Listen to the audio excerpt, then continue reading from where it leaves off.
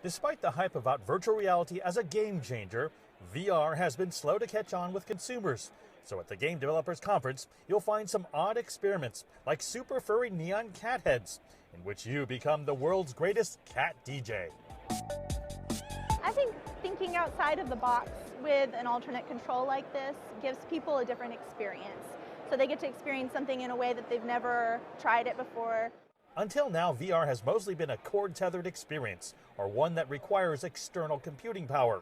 Chengdu, China-based Ideal Lens has developed one of the world's most powerful standalone VR headsets, the K2, which doesn't need a phone or connected console system.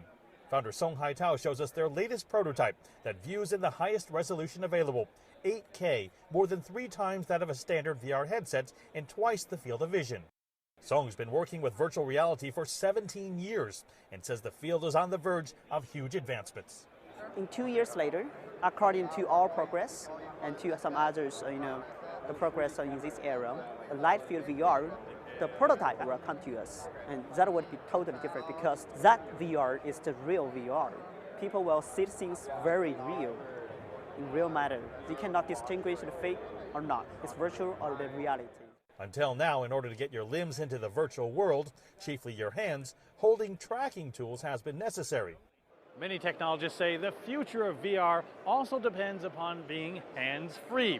That's where this new device, Fingo, comes in. I attach it to a headset, slip on the goggles, and my hands are able to enter the virtual world.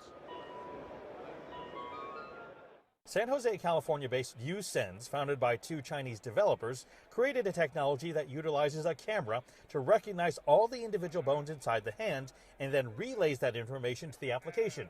Right now, people cannot interact directly in VR. You hold the controller, it's unnatural. For example, if I'm doing a climbing game, what people really do for climbing is doing this, right? But the controller cannot sense it. Controller can only sense the trigger. So it's not natural, hard to use. What we are doing, people can just do whatever they want to do in real world. People can do this, we can detect this. People can do rock climbing like that. As VR moves further into mainstream society, technologists agree that the experience needs to become more natural, ironically, more like everything in the real world. Mark Niu, CGTN, San Francisco.